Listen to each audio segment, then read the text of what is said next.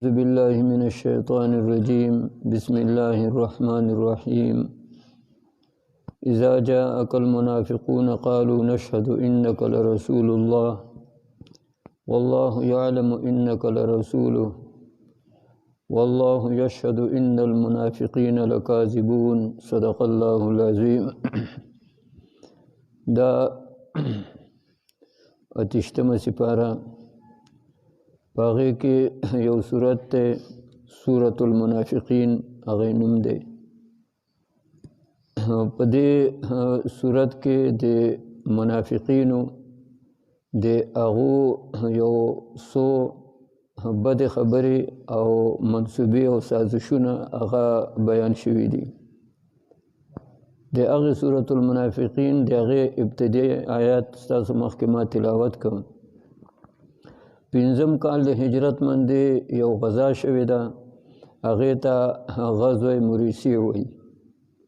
نبی کریم صلی الله علیه وسلم په خپله په هغه غزا هغې کې شاملو. کوم جهاد او کوم جنگ چې په هغې کې نبی کریم صلی الله علیه وسلم تلی نو هغې ته کتابونو کې غزا ویلی کېږي، او کوم چې نبی کریم صلی الله علیه وسلم په خپله نیتلی او صحابه یې لیږلي هغې ته سریه وایي. نو دې غزا کې او په دې جګړه کې نبی علیه السلام په خپله هغه موجود و. دوه صحابه یو مهاجرینو سره تعلق او بل انصارو سره هغې تعلق و. نو دا دواړه صحابه دا وران شله. نو یو غږو کو یا للمهاجرین، اے مهاجرینو، او بل غږو کو یا للانصار، اے انصارو.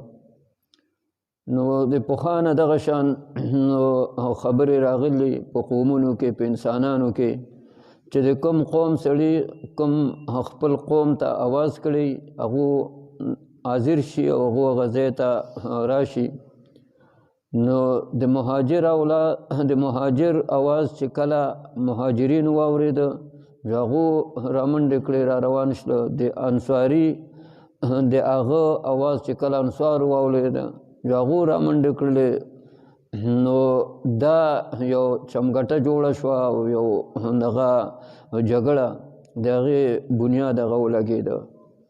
دا اواز نبی کریم صلی الله علیه وسلم هم واورېده. نو نبی علیہ السلام وی دا څه اواز دی، دا خلق ولې جمع شو؟ نو ورته وویلی شله چې داسې چې د یو مهاجر د یو انصاري د هغو خپل منځ کې څه جګړه شوې ده، او یو خپل قوم ته غږ وکړه بل خپل قوم ته غږ وکړه، یو خلق رامنډې کړلې رایوځای شله. نبی علیہ السلام راغی او ډېر غصه کې ووی چې دعوها فانها منتنه، وی دا اواز دا د قومیت اواز دا پرېږدئ، دا یو بدبویه چې دی نو اواز دی، دا یو بدبویه ناره ده، دا اواز دا مه لګوئ. او بیا یې د هغو ګواښ هغه یې وکړه او هغو یو تلبره هغه یې جدا کړه.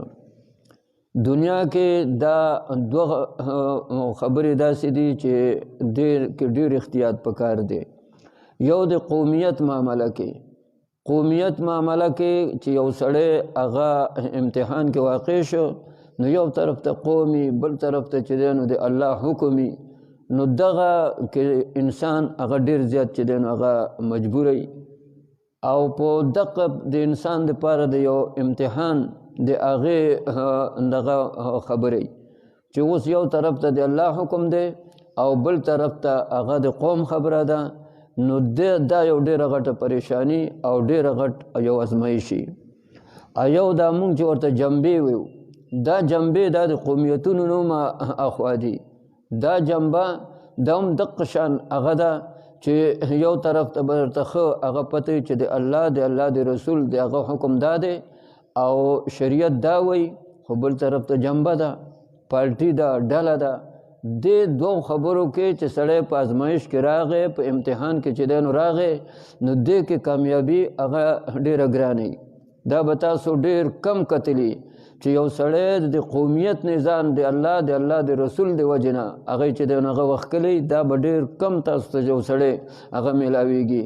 او دقه شان چې د الله رسول د وجې نه یو سړي جنبه چې دی نو پرېښېده، خپل خان یې پرېښېدی، خپل نواب خپل سردار هغه چې دی نو هغه پرېښېدی چې په دې خبره باندې الله چې دی نو خفه کېږي، نو زه الله نه خفه کوم.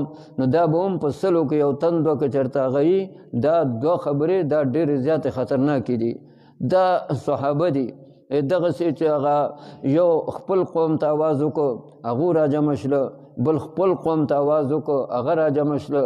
نبي کریم صلی الله علیه وسلم د هغو په منځ کې واقع شه او ورته یې وویل چې دا بدبوداره ناره دا خو ما ختمه کړل ده، دا خو د جاهلیت د زمانې نارې وې، دا ما ختمې کړلې، تاسو بیا قومیتونه ژوندي کوئ، قومیتونه هغه پورته کوئ.